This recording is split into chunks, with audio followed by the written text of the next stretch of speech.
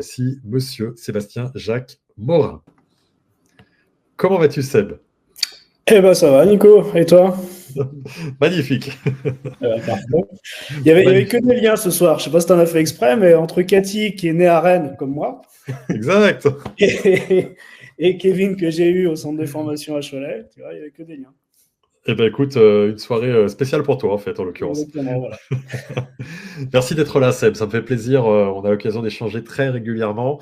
Tu es déjà intervenu sur un de mes précédents sommets, qui était le sommet Leader Time, où on essayait de travailler sur les liens, pour le coup, basket, sport de haut niveau et monde de l'entreprise au sens large. Et là, franchement, c'est toujours un plaisir pour moi de t'avoir parce que le domaine de la préparation physique, de la performance de haut niveau, de l'optimisation de la performance. Et c'est pour ça qu'à chaque fois, je dis, et pas que, tu en es un exemple et un expert pour moi incontournable. Et c'est vrai, un vrai plaisir de t'avoir là. Seb, est-ce que pour les gens qui ne te connaîtraient pas, tu pourrais retracer un petit peu ton parcours, justement? Ouais, bah, mon parcours, écoute, moi, ça va faire maintenant plus de 15 ans que je suis dans la préparation physique. Alors, c'est vachement bien parce que j'ai connu toute la progression de la préparation physique, on va dire, notamment en France, où quand j'ai commencé, bah, c'était un peu le truc qui était mis de côté. Même qu'on s'en méfiait même, alors que maintenant c'est beaucoup plus accepté, donc j'ai pu voir toute cette évolution-là. Et pendant toutes ces années, j'ai pu voyager un peu partout, j'ai pu peaufiner toutes mes techniques, j'ai pu voir différentes cultures, j'ai pu voilà, donc ça c'est génial pour moi parce que j'ai commencé donc à Cholet Basket, qui est forcément pour moi mon club de cœur et qui le restera tout le temps et tout ça parce que ce sont eux, notamment par l'intermédiaire de Thierry Chevrier, qui m'avait donné cette opportunité d'exercer mon métier qui n'existait pas à l'époque. Hein. Il faut remettre tout dans le contexte à chaque fois. Très juste. Qui n'existait pas. Et lui, il avait eu cette vision de dire on va mettre un préparateur physique et à temps plein, en plus dans un club. Alors, quand on sait que maintenant, tous les clubs n'en ont pas encore un à temps plein. Très juste. Là, je parle de 2004-2005, je crois. Donc, c'était quand même très visionnaire. Oui. Et puis après, je pense que dans ce passage à Cholet Basket, en fait, il y a eu beaucoup de rencontres. Alors, tu poses souvent la question, qu'est-ce que l'humain pour toi et tout ça. Et pour moi, Voilà, c'est les vas-y. rencontres humaines et c'est les aventures humaines. Voilà. Donc, moi, dans les rencontres humaines, bien sûr, j'ai forcément rencontré Herman Kunter, puisque pendant 5 ans, on a travaillé ensemble. Et ça s'est plutôt bien passé à l'époque. On était avec Jim Bilba et tout ça. Donc voilà, ça s'est plutôt bien passé. Et puis, en effet, on a eu Pansy pendant ces 5 années. En fait, je m'occupais de l'équipe professionnelle et je m'occupais du centre de formation, d'où le rapport avec Kevin. Et puis, j'ai eu, alors je ne dirais pas cette chance, parce que je pense qu'on l'a provoqué tout ça. Ok, Mais oui. on a eu 4 jeunes qui sont partis en NBA, dont 2 la même année. Et en fait, ça, c'est jamais arrivé. Et forcément, quand c'est comme ça, les gens regardent un peu plus ce qui se passe à l'intérieur du club. Et c'est là où moi j'ai eu une autre rencontre humaine. C'était Mike Brandgart, c'était le préparateur physique des Spurs, qui suivait Tony Parker à l'époque en équipe de France et qui voulait me rencontrer pour discuter avec moi de mes philosophies de travail, de voir qu'est-ce qu'on faisait avec les jeunes et tout ça. Et donc je l'avais rencontré sur Paris avec un anglais qui était vraiment horrible. Donc comment il a fait pour me comprendre. Mais bon, c'était comme ça. Et puis bref, et puis voilà, ça s'est enchaîné. Après, j'avais été voir l'entraînement des Spurs. J'avais eu cette chance-là, c'était en 2009. Et puis voilà, et puis après, je suis parti aux États-Unis, après le titre avec Cholet Basket. Je suis parti aux États-Unis. Et puis, en même moment, il y a eu un autre joueur qui était parti lui aussi aux États-Unis, mais ailleurs, à Washington, Kevin Serafin, qui était arrivé en NBA, en fait, un peu, qui était arrivé blessé. Il s'était blessé pendant les playoffs suite à un choc avec J.K. Edwards, pour ceux qui se rappellent de tout cet historique. Et c'est un gros bébé, J.K. Hein. Tu m'étonnes. Donc, il s'était blessé. Il avait aussi un problème d'adaptation par rapport au niveau américain, les exigences américaines, NBA et tout ça, le langage, qui était une problématique également, une prise de poids, etc. Donc, en fait, il m'a appelé tout simplement parce qu'il savait que j'étais aux États-Unis. Il m'a dit est-ce que tu veux venir m'aider, j'ai besoin de quelqu'un, une aide extérieure au club. Et à l'époque, moi, le coaching privé, je ne savais pas du tout, je n'envisageais pas. Quoi. Déjà, d'avoir un job dans le club, c'était incroyable. Alors, à côté, ça, c'était un truc de fou. Et puis, ces 2 semaines de Washington se sont transformées en 8 ans. C'est beau. Voilà, pendant 8 ans, je me suis occupé. Alors, c'est pour ça que j'aime de moins en moins, en tout cas, comme on a déjà parlé de ça, en tant que préparateur physique, parce que pour moi, préparateur physique, à l'heure actuelle, malheureusement, ça veut tout et rien dire. Comme préparateur mental pour moi, la même chose. Exactement, ouais. Et je pense que tout le monde est préparateur physique maintenant. Hein. Donc, des fois, je vois des gens qui me disent je suis préparateur physique. Je suis bon, ok. Mais bon, et en fait, non, avec Kevin, je me suis occupé en fait en fait, on s'aperçoit que pour atteindre la performance et le très haut niveau, et ça va au-delà de tout ça. En fait, il y a beaucoup de choses à gérer, beaucoup de paramètres de la performance. Et c'est là où j'ai peaufiné certaines choses. C'est là où j'ai commencé aussi à me former sur d'autres choses que je ne maîtrisais pas forcément. Qu'au fur et à mesure de comment on a avancé ensemble, il y a des problématiques qui se sont dressées aussi.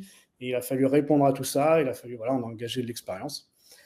Et puis après, on va accélérer un peu, parce qu'autrement, c'est jusqu'à 23h qu'on est ensemble, c'est ça, hein? Presque. Ouais, presque.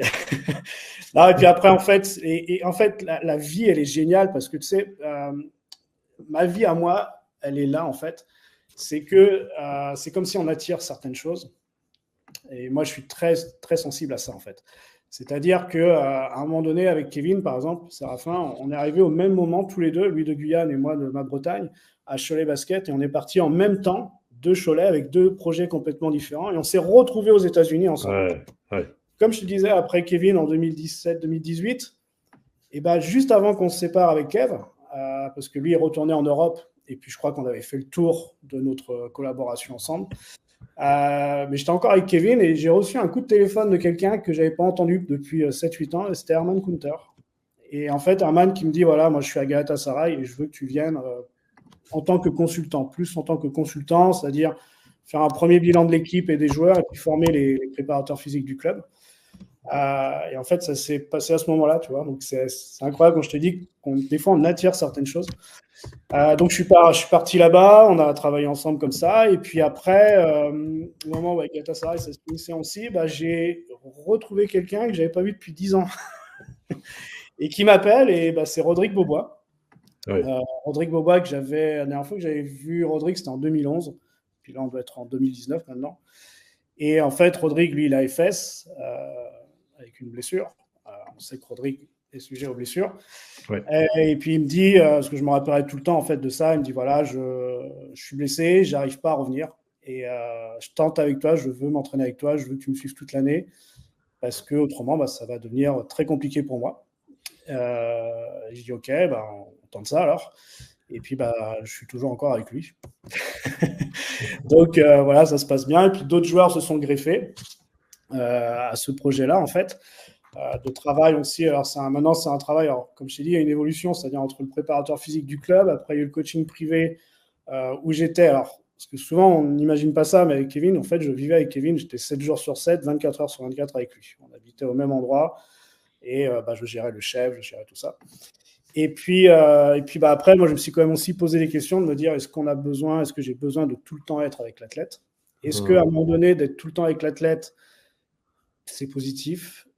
Oui, forcément, mais est-ce qu'il n'y a pas non plus des choses contraignantes pour moi, pour lui, pour son entourage, pour le discours qui s'épuise parce que pour moi, je considère que une relation joueur-coach dure à peu près 3-4 ans dans l'épanouissement, on va dire, dans le truc qui fait que ça marche énormément. Et puis après, on commence à s'épuiser un peu parce qu'on commence à anticiper un peu l'autre t'anticipe également. Et quand on commence à anticiper toutes ces choses-là, en fait, on ne va plus vers la performance.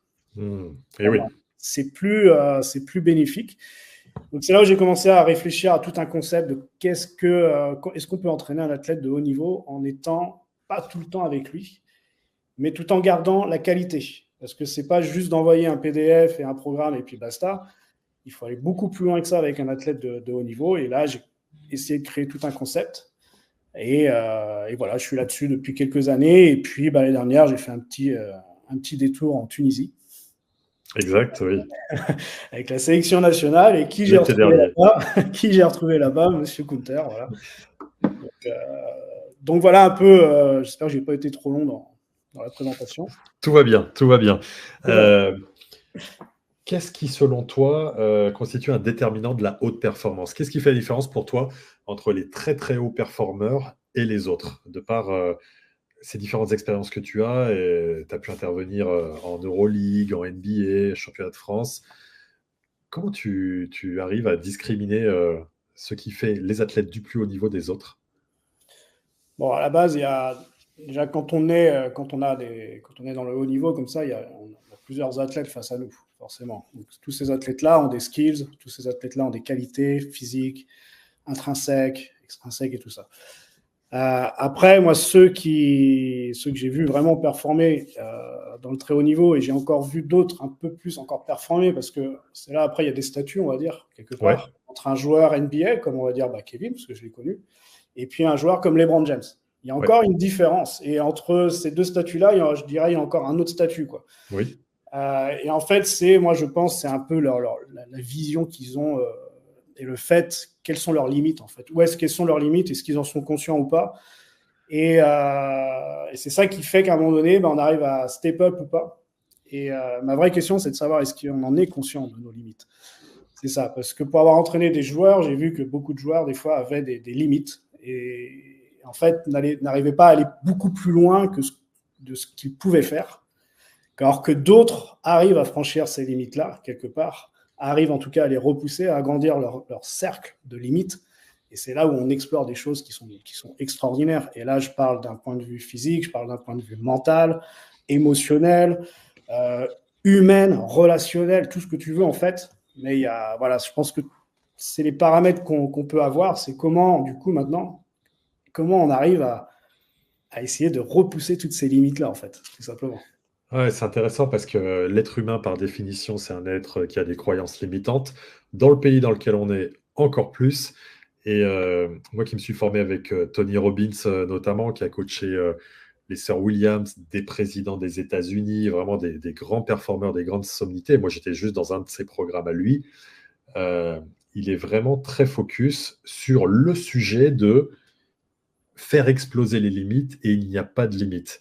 Et ce qui est intéressant dans ce que tu dis, tu prends l'exemple de Kevin, d'autres, de LeBron James, c'est j'ai le sentiment que les plus hauts performeurs, eux, ne se posent pas la question de limite, ne se laisseraient possiblement jamais poser. Tu vois, quand on avait retrouvé une petite vidéo de Tony Parker à l'âge de 9 ans qui était filmée par sa maman, où est-ce que tu joueras toi quand tu seras grand?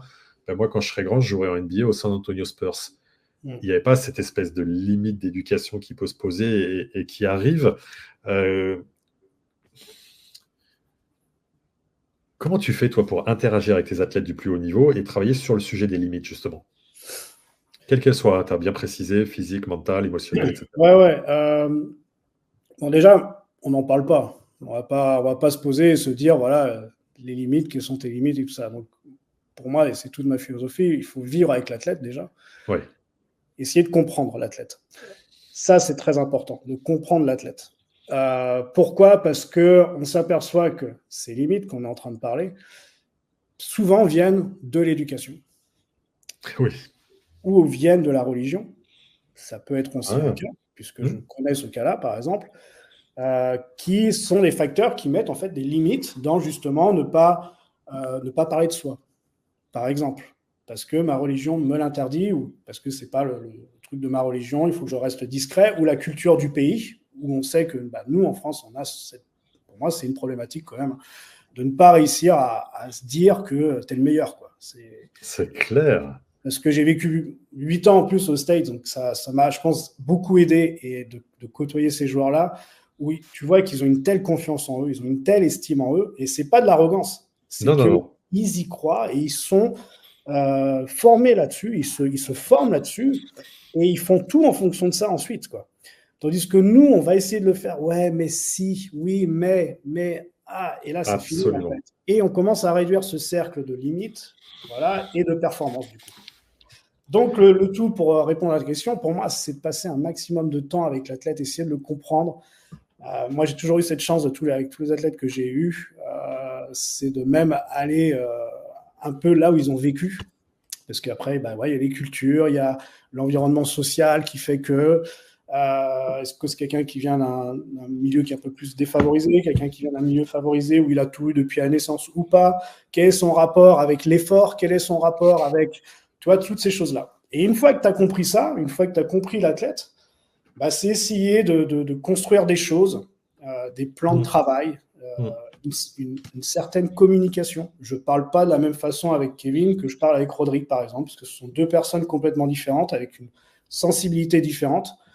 Et ben voilà, on essaye de travailler là-dessus. Et puis, bah, le joueur, lui, va se retrouver dans ce discours-là, forcément, parce que c'est comme s'il était dans son monde à lui, en fait. Et on va pouvoir essayer petit à petit d'agrandir les choses et de proposer des choses. Et après, bah, le joueur, généralement, quand même, j'ai trouvé, moi, c'est qu'il prend les choses, il accepte les choses. Et puis voilà, quoi, c'est là où on a cette notion de limite, et c'est là où on arrive à travailler avec cette notion de limite. Ouais, ça m'évoque plusieurs choses. Ça m'évoque. Alors, il fut un temps que les moins de 20 ans ne peuvent pas connaître. C'était quand Larry Bird au All-Star Game, avant les concours à 3 points dans le vestiaire, disait: alors les gars, c'est qui finit deuxième aujourd'hui? Vu de l'œil français, on pourrait dire c'est de l'arrogance. En réalité, c'est juste: je n'ai aucune limite, je suis là, je suis le meilleur. C'est un échange récent que j'ai eu avec Desi Angelova, qui sera mon invité, la première intervention de demain, qui me disait: à un moment donné, j'ai fait travailler des jeunes joueuses sur la formulation de leurs objectifs, et l'une d'entre elles a écrit: moi, je veux être la meilleure joueuse du monde.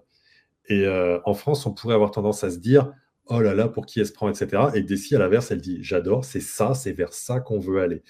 Et j'aime l'idée que tu décrives aussi que voilà, les performeurs, les athlètes que tu accompagnes, en fait, c'est apprendre à les connaître, qu'est-ce qui est adapté pour eux, comment ça peut faire.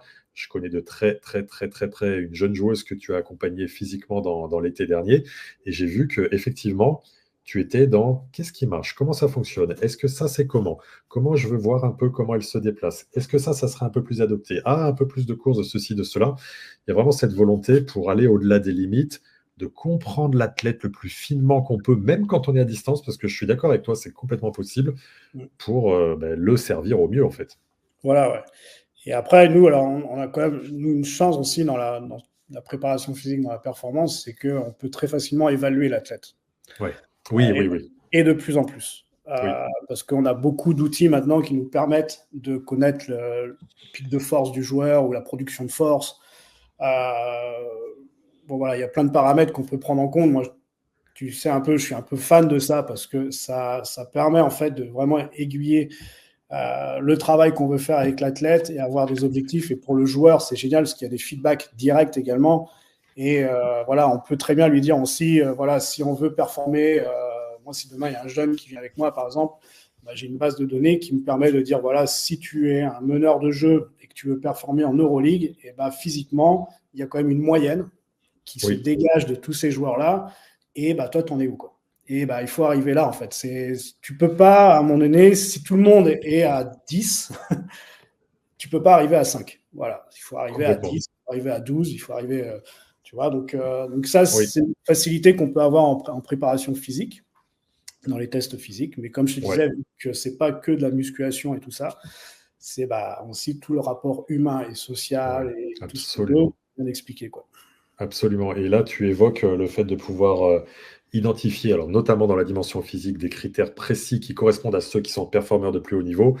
Et sur beaucoup d'autres aspects complémentaires, Andy Jans, qui sera mon invité demain à 19h30, travaille énormément sur la modélisation de la performance et la mesure et la comparaison d'un basketteur ou d'une basketteuse qui viendrait travailler versus tu veux aller là, effectivement, voilà où tu en es, est-ce que tu es proche, est-ce que tu es loin de ces aspects-là, et je trouve qu'on gagne avec des gens comme Andy, comme toi Seb, à formaliser, mesurer, parce qu'on ne peut progresser que sur la base de ce qu'on mesure effectivement. Ouais, et le haut niveau, en fait, il n'y a pas de place au hasard. Ouais. Et le problème, un des problèmes à l'heure actuelle, c'est qu'on est beaucoup souvent dans le hasard. On est beaucoup dans j'entraîne, ok, mais j'entraîne, très bien. Comment on mesure tout ça? Parce qu'il faut qu'on arrive à mesurer pour avoir vraiment. On ne peut pas juste se dire, tiens, au petit bonheur, la chance, ça va passer, ça ne va pas passer, etc. Bon, on va parler beaucoup de Rodrigue, forcément, parce que je suis avec lui en ce moment, et puis voilà. Et puis, je lui ai demandé l'autorisation de parler. Donc, il m'a dit que je pouvais. Parfait. Mais par exemple, Rodrigue, je le traque tous les jours. Et je sais exactement sa notion de stress, je sais exactement sa récupération, je sais exactement ses efforts, je sais tout en fait. Et ça nous permet ensuite en fait d'évaluer des choses et puis de coordonner les choses. Et c'est intéressant parce que plus on a ces chiffres-là et moins on va pouvoir mettre le joueur dans des cases. Et je m'explique. C'est-à-dire que en fait, on s'est rendu compte avec Rodrigue et d'autres joueurs également. Et l'expérience que je peux avoir, que j'ai pris en faisant du coaching privé, je trouve que c'est génial si on arrive à la transférer dans une équipe. Tu m'étonnes. Parce que, à l'heure actuelle, si on parle logiquement, et je l'ai connu aussi ce truc-là, c'est que dans une semaine type, il y a des créneaux de musculation. Le lundi, le mardi, le jeudi, peu importe. La vraie question maintenant, si on veut performer, c'est est-ce que ces créneaux-là correspondent à tous les joueurs ? Est-ce que les joueurs ont la même réponse aux entraînements ? Parce que l'objectif majeur, c'est d'être prêt le jour du match. Il faut être prêt le jour du match. Ouais. Par exemple, en traquant Rod, on s'est rendu compte qu'il y a 2-3 ans, on plaçait une séance de force 24 heures avant le match et il répondait le lendemain parfaitement. C'était à chaque fois, on était bien, on est resté là-dessus, c'était génial, ça lui plaisait, lui il avait des bonnes sensations et tout ça. Et depuis l'année dernière, on s'est rendu compte que ça ne fonctionnait plus. Voilà. Et en fait, on s'est rendu compte que maintenant, c'est plus 24 heures, c'est 72 heures avant un match qu'on essaye de placer une séance de force. Il a une réaction qui est différente. On pourrait essayer de l'expliquer, bien sûr. Mais en tout cas, on a cette constatation-là qu'il y a eu un changement.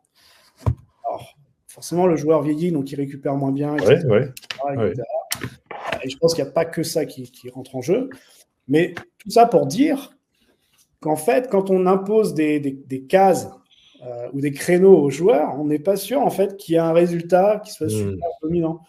Et je sais que, alors Cathy parlait de son expérience en WNBA. Moi, je sais qu'avec les Washington Wizards, par exemple, il n'y avait pas de créneau imposé, mais par contre, il y avait une présence chaque mois de temps de séance du joueur. Ça, je trouve ça vraiment très, très intéressant à développer. Très intéressant. Parce qu'on ne va pas tous avoir la même réponse par rapport au stimulus et tout ça d'entraînement. Excellent. Et je sais que tu approfondis aussi beaucoup le sujet de la récupération. Ce que j'apprécie chez toi, c'est que souvent, dans la dimension de la préparation physique, on veut envoyer de la charge et il peut y avoir des acteurs sur ce terrain-là qui sont, à mon sens, un peu bourrins. Et toi, tu es très vigilant à de la charge, bien sûr, pour qu'il y ait la surcompensation et que ça se développe, et de la récupération associée. Je sais que tu traques notamment pour toi-même très précisément le sujet du sommeil. Moi, j'ai la Oura Ring et c'est un indispensable pour moi chaque matin de voir où j'en suis. Je sais. Je sais. On n'est pas chez le même modèle, mais on a la même logique et la même intention. Ouais. Récemment, Rodrigue a joué 89 minutes en 3 matchs en 6 jours. Ouais. Je cite ton post. Et je voudrais que tu parles de ce sujet-là. Le terme n'est pas bon, de la confrontation, de la corrélation, de l'harmonie entre mettre de la charge et de la récupération et du sommeil, si tu veux bien, Ced. Ouais. Waouh. Alors, de toute façon, j'ai dit 23 heures. Hein, donc... en fait, bon, tous les joueurs sont différents. Ça, on n'enlèvera pas. Jusque-là, j'ai raison. Tous les joueurs sont différents. Maintenant, il y a quand même un point commun à tous ces joueurs-là, c'est le développement de la force et le développement de la puissance. Il faut passer par là, de toute façon, puisque le basketball est un sport de puissance. Moi, ce que je constate un peu, c'est que de plus en plus, maintenant, la préparation physique devient de la préhab. C'est-à-dire, on essaye de protéger le joueur à ne pas se blesser. Je suis d'accord avec ça, j'en fais. Mais il ne faut pas oublier cette partie de force. Force ne veut pas dire forcément tout le temps des charges lourdes. Il y a forcément des périodisations où on va travailler avec des charges lourdes pour que le corps puisse s'habituer, comme tu as dit, et tout ça. Et puis après, on peut également travailler la force via la vitesse de déplacement, d'exécution, qui est beaucoup moins traumatisante aussi, surtout pendant la saison. Mais par exemple, pendant la off-season et pendant l'été, là, on va plus favoriser les charges lourdes, etc. Maintenant, je sais aussi qu'il y a des gens qui ne font pas de la force pour ne pas fatiguer les joueurs. Moi, j'ai un autre une autre façon de voir les choses, en fait, c'est-à-dire qu'on doit travailler la force, quoi qu'il arrive. On doit travailler la force parce que l'exigence du haut niveau, les joueurs sur le terrain, quand on parlait avec Antoine, j'ai mangé tout ce qu'il disait, l'intensité. L'intensité, elle va être créée par ça, en fait, par la force que tu vas produire sur le terrain, par la puissance, donc la force et la vitesse que tu vas. Si tu n'as pas la force, tu n'auras pas l'intensité nécessaire pour répondre, parce que après, on produit la force, mais il faut aussi répondre au mec en face de toi, qui est puissant et tout ça. Il faut pouvoir avoir la capacité de le faire. Et il faut travailler cette force-là. Il faut avoir des charges de travail qui sont importantes, bien sûr, parce qu'il faut habituer le joueur à avoir des charges importantes. Il faut habituer le joueur à avoir des stress mécaniques, musculaires, tout ce que tu veux, mais des stress. Il faut vraiment l'habituer à faire ça. Et il ne faut pas que ça devienne une excuse par rapport à tout le reste. C'est-à-dire, il faut faire ça pour développer d'autres choses à côté encore plus importantes. Et là, on en vient au sommeil. Là, on en vient à l'hydratation. Là, on en vient à l'alimentation. Là, on en vient à la méditation. On en vient à la pleine conscience. On en vient et on en vient à ce que vous venez de parler. Le side, comment vous dites ça? Side project. Le side project qui est une sorte de récupération mentale. Absolument. Qui est une sorte de récupération mentale. Et en aucun cas, on a enlevé le travail de cette force. En aucun cas, on a enlevé ce stress du stimulus nerveux, mental, musculaire et tout ça. Non, il ne faut pas, parce que le haut niveau, l'exigence, c'est ça, du haut niveau. Il faut performer, il faut être puissant, il faut être... Voilà. Si tout le monde suit un peu, je n'ai pas le chat, je ne sais pas si ça... Mais on voit que Rodrigue est performant depuis 4-5 ans. Oui, carrément. Et ben, la clé, c'est qu'il s'est mis au travail de force, de puissance, et puis qu'on a développé beaucoup de choses autour. C'est pour ça que je disais qu'il n'y avait pas que la musculation. Mais de nombreux joueurs, par exemple, et c'est là où il faut connaître le joueur. C'est là où il faut prendre du temps avec le joueur. Pour moi, c'est un temps complet. Hein. C'est un temps complet de travailler avec une personne. Parce que ça demande beaucoup d'analyse. On a détecté quelque chose. Les joueurs, en général, peuvent avoir des problèmes de sommeil, et notamment après un match. Après un match, quelque part, oui. Je ne sais pas si je dois dire ça, mais bon, c'est normal. Ça s'entend. Ça s'entend. Là, je sais que, par exemple, Rodrigue, il a dormi que 3h30 la nuit dernière, parce que ça cogite dans tous les sens. Et puis, c'est un peu le processus de l'athlète qui réfléchit à son match, qui machin. Et puis, généralement, j'aime bien ça, parce que demain, il y a un autre match. Ça veut dire que ce soir, KO, sommeil profond, récupération qui monte. Vraiment, j'adore ça. Bon, on verra. Mais en tout cas, on s'est rendu compte qu'il y avait en fait un joueur qui avait des problèmes de sommeil. Donc, au départ, je me suis dit, est-ce que c'est ma charge de travail à moi? Est-ce que une remise en question? Parce qu'il faut bien sûr, légitime. Et je sais que ce joueur-là ne sort pas, je sais qu'il ne boit pas d'alcool, je sais, voilà. Donc, je dis, faut que je regarde ça. J'arrivais pas à me dire, c'est à cause de ça ou ça. C'était pas ça. Après, il y a des sujets un peu plus périlleux. Est-ce que la vie familiale se passe bien? Il y a des enfants bas âge. Est-ce que c'est ça qui t'empêche de... Complexe, hein. Mais c'était pas trop ça non plus. Est-ce que mentalement, bon voilà, il y a toute une question. Là, je te dis ça en 2 secondes, mais ça prenait 2-3 semaines, 1 mois. Bien sûr. Tu peux pas y aller comme un bourrin et dire qu'est-ce qui se passe dans ta vie?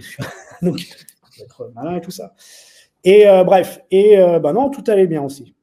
Et puis à un moment donné, il y a un détail qui m'arrive et je dis, niveau alimentaire, t'es comment là?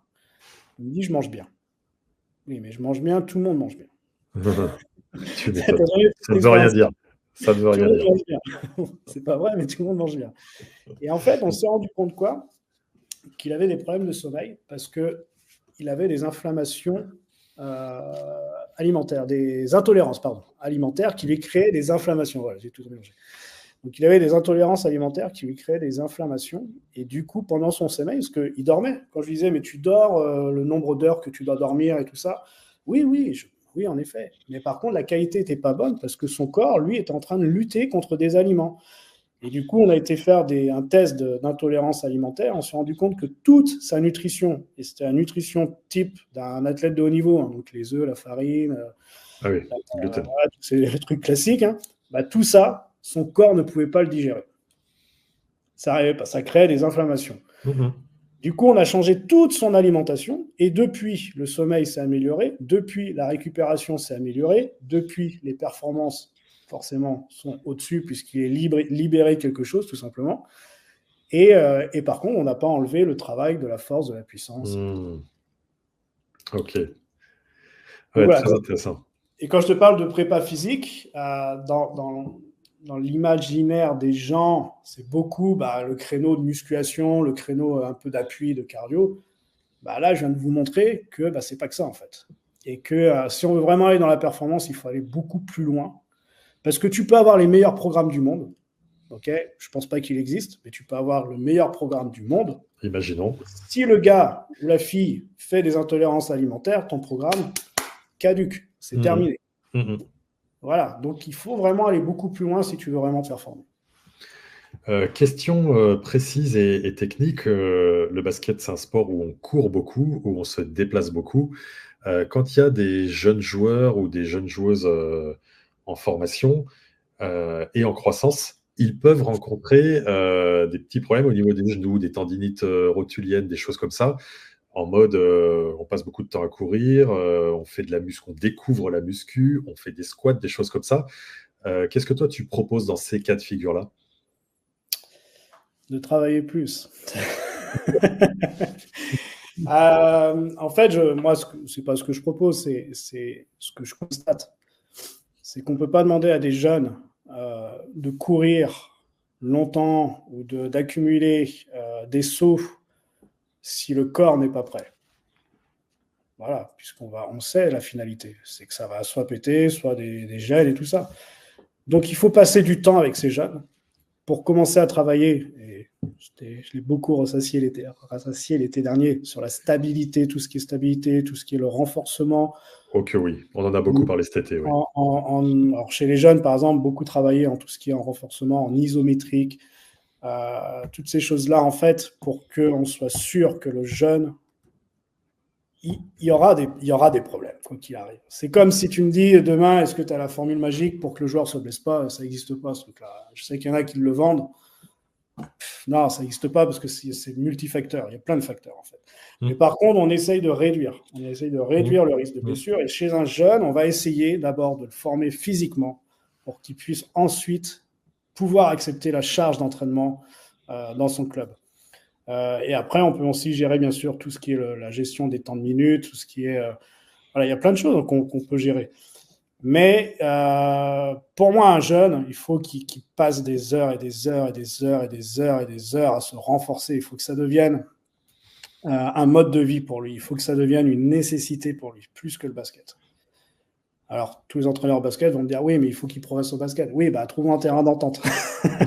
C'est ça. Mais moi, souvent, ce que je dis, si vous le prenez 1h30, donnez-le-moi 1h30. Voilà. Et après, c'est compliqué, je suis d'accord, parce qu'il y a l'école, parce qu'il y a beaucoup de choses. Mais c'est là où on peut essayer de responsabiliser le jeune aussi, en lui envoyant des routines, en essayant de communiquer avec lui. Des fois, ça peut être juste, c'est un travail, alors je ne sais pas s'il y a des experts qui écoutent là, mais voilà, ça ne coûtera rien à un jeune de dire, tiens, fais un peu de chaise isométrique, fais un peu de Patrick step-up, fais un peu de renforcement. Tous les jours, un petit peu tous les jours, c'est mieux qu'une fois de temps en temps. Les bons vieux rappels de constance et consistance ou de la PPP, la politique des petits pas, qui est la clé de tout. Bien sûr. Un peu de tous les jours. Ouais, parce qu'il y aura forcément des soucis, on ne peut pas dire qu'il n'y en aura pas. Comme je disais, c'est multifacteur, le problème des blessures. Alors en plus, avec des jeunes qui sont en plein développement et tout ça. Alors, moi, là-dessus, par contre, pour moi, à l'heure actuelle, les meilleurs préparateurs physiques, si on peut dire qui est meilleur ou pas meilleur, mais voilà, ceux qui ont le plus de bagages, on va dire, doivent être dans les centres de formation, pas avec les pros, pour moi. Parce qu'avec les pros, alors toujours pareil, on peut essayer de faire une différenciation, par exemple, entre l'Euroleague, où tu peux avoir 3 matchs par semaine, ou une équipe pro, il n'y a qu'un match par semaine, où tu as plus de temps de travailler les choses. Nous, avec l'Euroleague, avec Rodrigue, on est beaucoup dans l'urgence et tout ça. On est beaucoup dans...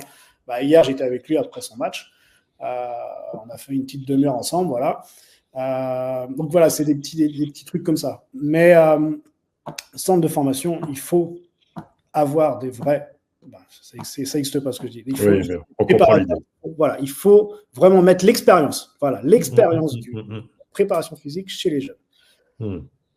Il faut que ça travaille beaucoup, que ça les forme, parce que je pense que la plupart du temps, on ne passe pas assez de temps là-dessus. Et puis, une fois qu'ils passent pro, ils ne sont pas prêts.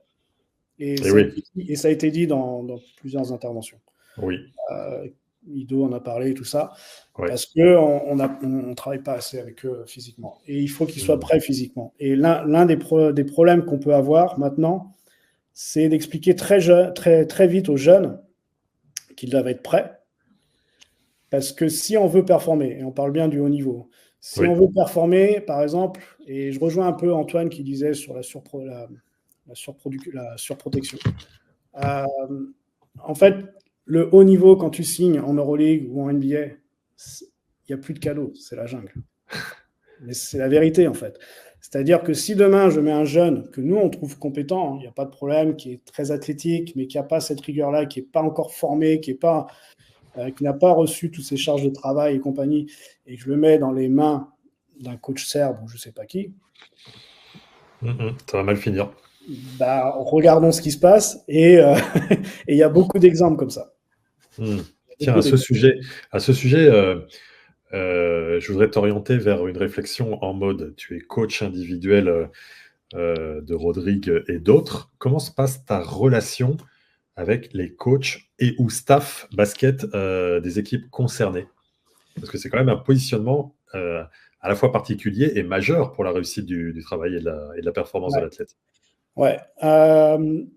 Bon, comme je t'ai dit, ça a commencé aux États-Unis. Et aux États-Unis, ils sont beaucoup plus ouverts sur ça. C'est très fréquent que le joueur ait son propre staff et tout ça. Donc, moi, avec les Washington Wizards, par exemple, c'était incroyable parce que j'avais accès à tout. Voilà, j'avais accès à tout. Ils m'accueillaient. C'est eux qui m'ont fait mon visa de travail pour pouvoir rester avec Kevin. Donc, ça, c'est quand même énorme. Voilà, ils ouvrent les portes avant chaque off-season. J'avais des réunions avec le kiné qui me disait voilà, nous on veut que tu travailles ça avec lui cet été. Toi, c'est quoi ta vision? Donc, c'était incroyable. Les Knicks, c'était très compliqué parce que c'est New York. Et oui. Et c'est pas la meilleure année qu'on a passée avec elle. Donc je pense qu'au niveau crédibilité, j'étais pas non plus au top parce que ça va avec les performances tout simplement.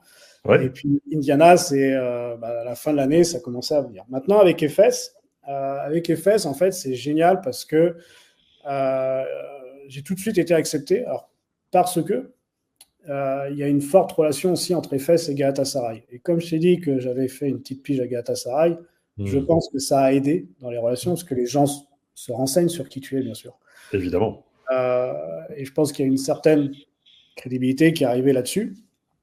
Et après, il y a eu aussi les résultats de Rodrigue qui ont montré que depuis 4-5 ans, plus il est, plus il est bon. C'est du vin. Rodrigue, c'est du vin. Donc voilà. Mais maintenant, il y a un truc qui est intéressant, que j'aime bien mettre en avant, c'est que je ne démarche jamais les joueurs. J'adore. T'adores, je suis peut-être con, parce que j'aurais une meilleure situation.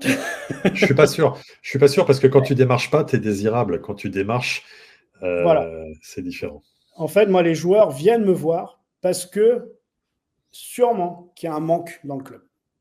Ou qu'il y a eu une prise en charge qui n'a pas été faite, ou une confiance qui n'est pas installée. Ou alors on rentre aussi dans un autre cas où, moi ça arrivait avec un joueur, par exemple, en 2 ans, 4 préparateurs physiques différents. Wow. S'il ne m'avait pas eu, parce qu'il m'avait. Donc ça a permis de globaliser tout, mais 4 préparateurs physiques différents en 2 ans avec 4 discours différents. Et on parle de performance. Et là, il y a une problématique maintenant dans les clubs, en fait, c'est ça, dans la structuration des clubs. Et j'en parlais avec, pour ceux qui connaissent un peu, Lucas Villard, qui est une référence dans la préparation physique. Je suis très proche avec. Et même dans les clubs d'Euroleague, à l'heure actuelle, un préparateur physique dans une équipe, c'est pas assez. C'est pas assez. Parce qu'un préparateur physique pour 15 joueurs professionnels, c'est impossible à gérer. C'est impossible. Alors après, on va parler d'individualisation et tout ça, mais c'est pas vrai. On ne peut pas faire de l'individualisation vraiment très, très précise et tout ça, c'est impossible. Donc c'est pour ça que les joueurs maintenant qui ont aussi des salaires qui leur permettent d'avoir un employé, ils vont avoir leur propre coach avec eux. Mais je pense qu'à l'heure actuelle, dans le développement, et ça, j'en parle parce que je sais que dans les discussions, c'est un peu ça, mais, un club de haut niveau, c'est 3 préparateurs physiques pour 15 joueurs. C'est un préparateur physique pour 5, et avec chacun une spécialité, parce qu'il y a un autre truc qui rentre en jeu aussi maintenant, c'est que quand ton joueur est blessé et que l'équipe part à l'extérieur, le préparateur physique, il va où? Il va avec l'équipe, ou il va avec le joueur qui est blessé. Le joueur blessé, on l'amène avec nous ou pas? Est-ce que ça sert à quelque... Donc, il y a plein de choses qui arrivent maintenant. Et donc, je pense qu'il faut qu'il y ait une réflexion au niveau de la structuration des staffs de plus en plus. Il y a de plus en plus d'exigences et de plus en plus de contraintes. Peut-être un petit mot, Seb, sur la différence ou la complémentarité prépa physique, prépa sportive. Tu prépares des athlètes à exercer leur art dans un sport, en l'occurrence le basketball. Comment est-ce que tu gères cette dimension-là? C'est-à-dire, non, je vais y aller direct.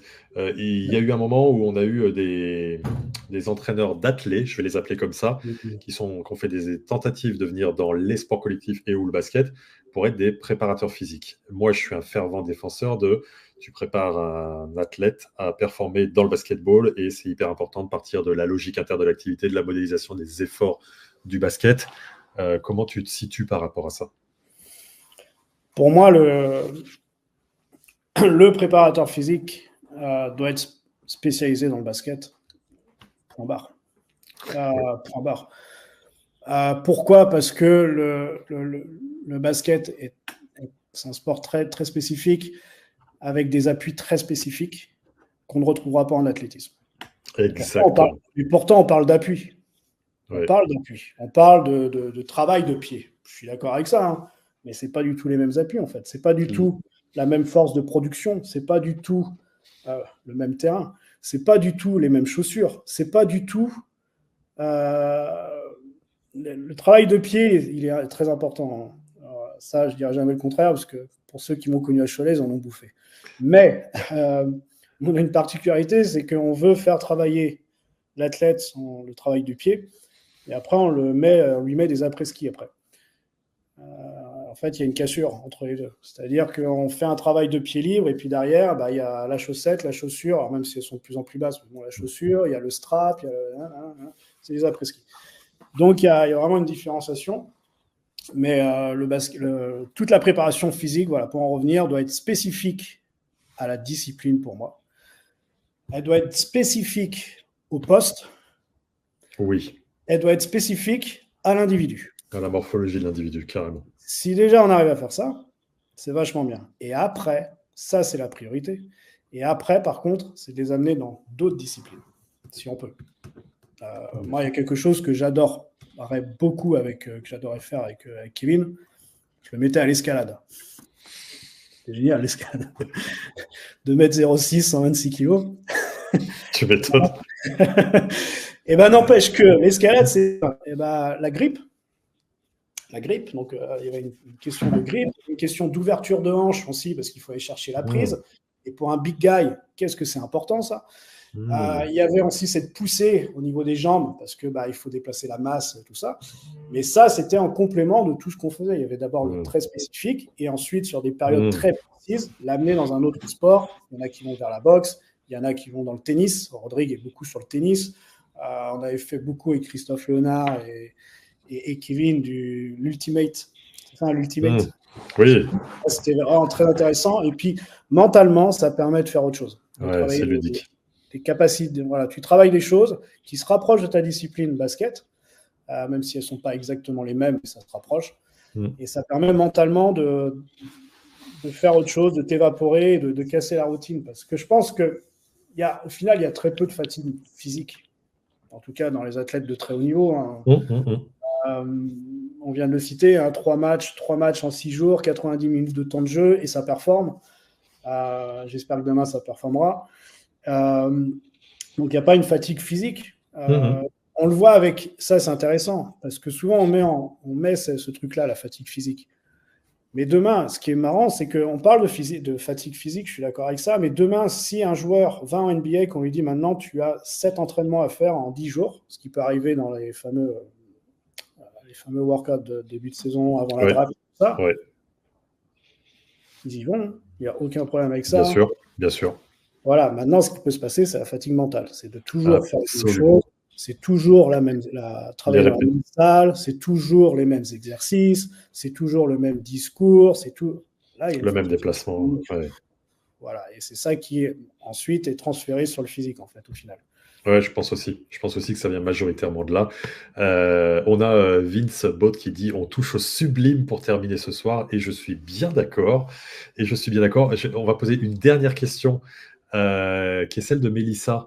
À quel âge préconises-tu de commencer à intégrer ces notions de renforcement avec les jeunes qui ambitionnent le professionnalisme dans un futur moyen-long terme? Ah bah, dès le plus jeune âge. J'étais sûr. Évidemment. Mais j'irais même plus loin. Parce que là, Mélissa nous parle d'une personne qui a la volonté de devenir professionnelle. Mm. Non, non, mettons dès l'école. Dès l'école. Il faut qu'on Mm. revoie tout ce système-là. Là, parce Mm. qu'il y a tellement de choses à travailler sur. C'est très bien, puisque j'en parlais avec Margot, sur la coordination. Parce que Oui. le renforcement et tout ça, c'est pas. En fonction des âges et tout ça, on adapte, bien sûr. Je vais pas demander, moi, à un gamin de 12 ans de soulever une charge de Oui, musculation. Je ne vais pas faire ça, quoi. bien sûr. Voilà. Mais qu'est-ce qu'on va travailler avec lui? On va peut-être travailler, comme je te disais, tout ce qui est stabilité, tout ce qui est le Ouais, renforcement articulaire ouais, et tout ça. Nanana, ok. ouais. Et puis, on va aussi travailler tout ce qui est la coordination, la prise d'information. Euh, Dès l'âge de 8 ans, moi, j'ai aucun remords à leur demander de faire des sprints avec des changements de direction, parce que c'est ce qu'ils font à la cour de récréation. Hein. Ils adorent ça. Mm. Mais là, on va faire un Évidemment. jeu en plus. Il va falloir attraper une balle, il va falloir. Et là, on développe des qualités qui sont extraordinaires. Qui sont Mm. extraordinaires. Et ces qualités-là, c'est marrant parce qu'il faut les travailler dès le plus jeune âge. Mais à un moment donné, il ne faut plus les travailler. Ouais, elles doivent être acquises. C'est-à-dire qu'à un moment donné, bon là, je lance La patate chaude. on touche le sublime, alors on va essayer de faire un truc. Non, mais dans ce que je dis, c'est mon expérience, c'est ma vision, il n'y a pas de vérité, il n'y a pas de. C'est Tu es un là débat. pour partager ta vision, c'est comme Voilà. chacun des intervenants. Bon, je sais que tu as lu ma story il y a quelque temps. Oui. Les échelles de rythme. Oui, exact, exact, exact. Bon, quand on est pro, arrêtez. C'est bon. Mm. Quand on est jeune, il faut y aller. Voilà, on a le travail et encore. Je ne sais pas, mais ok. Admettons, ouais. Mais quand on est pro, ça ne sert plus à rien. Mettez-les Mm. sur autre chose. Parce que là, en faisant ça, en fait, on oublie, et c'est là où je te disais, on est dans la protection, on est dans tout ça. On oublie en fait que c'est des athlètes de très haut niveau en face de nous. Mm. Ils se font chier à faire des échelles de Mm. rythme. Mm. On est en sous-régime, on ne travaille rien, on ne travaille pas de qualité. Mm. Donc voilà, pour répondre à Mélissa, moi, c'est dès le plus jeune âge. Et pour ça, et c'est là où on rejoint, je pense qu'il faut mettre les gens avec le plus d'expérience et les plus compétents dans les centres de formation. C'est la priorité. Et ensuite, les pros, plutôt qu'à l'heure actuelle, c'est l'inverse. Les pros et un peu moins les centres de formation où on va mettre des jeunes qui débutent dans le métier avec des jeunes et je ne suis pas sûr que ce soit le bon truc. Ouais. Et puis voilà. Hein. Magnifique. Magnifique. On a touché au sublime pour finir cette soirée. Il est 23h déjà là. Non, mais j'essaye toujours d'être dans le respect des timings qu'on se donne au démarrage. Ouais. C'est toujours tellement un bonheur, Seb, parce que on le voit bien, tu es passionné, parce que en vrai, bien sûr que tu pourrais continuer jusqu'à 23h, bien sûr qu'on pourrait ensemble deviser sur tous ces sujets-là. Il y a tellement à dire, à partager, à contribuer. Et comme tu le dis, oui, c'est tes points de vue. Et c'est tes points de vue qui sont quand même forgés sur une sacrée expérience et une sacrée, je dirais, diversité d'athlètes que tu as pu accompagner. Donc, en ce sens, c'est absolument du bonheur que d'entendre tout ça. Et tu sais à quel point j'apprécie la qualité de ton travail. Merci. Merci beaucoup, Seb, de tous ces apports. Merci beaucoup. C'était vraiment très, très, très, très, très chouette. N'hésitez pas à suivre Seb. Je mettrai sur les différents réseaux sociaux un petit lien. Ça vous montrera à travers une petite application comment il fonctionne. Ça vous montrera comment il agit à distance et au quotidien avec les athlètes. Seb, merci beaucoup. Une magnifique année 2024 à toi. De toute façon, on est en contact et on continue à avancer ensemble. Margot, t'attends. Ouais. Moi, je vais lancer un petit message parce qu'on a beaucoup parlé du fait que je sois un coaching privé et tout ça. Ouais. L'année dernière, j'ai regoûté à quelque chose et je le dis clairement qu'à l'heure actuelle, mon objectif en 2024, c'est de retrouver une structure, une équipe. C'est bien que tu puisses le dire ici. Il y a quand même une grande communauté basket ici. Exactement, parce que, et je finirai là-dessus, mais Vas-y. j'ai beaucoup d'expérience qui est là. Tu as beaucoup d'expérience, il faut le poser, c'est la vérité. Voilà, on aime le travail que je fais ou pas, ça c'est un autre truc. Mais depuis que je suis revenu en France, en fait, en 2017, il n'y a aucun club qui m'a contacté. Voilà, j'ai eu beaucoup de clubs à l'étranger qui m'ont contacté. Mais moi, je me refuse à retourner à l'étranger parce que je suis un peu fatigué de ça. Mais voilà, donc c'est un appel, mais Parfait. Voilà, sachez que je suis présent. Parfait. Présent, compétent, volontaire, passionné. Franchement, ça serait du gâchis que de ne pas te mobiliser. On verra. Merci beaucoup, Seb. Prends soin de toi. Merci de ce précieux temps et d'aborder des sujets aussi essentiels, sérieux et importants avec autant de sourire. C'est du bonheur. Ça marche. C'est que du bonheur et puis on kiffe ce qu'on fait, donc c'est cool. Exactement. À très vite, Seb.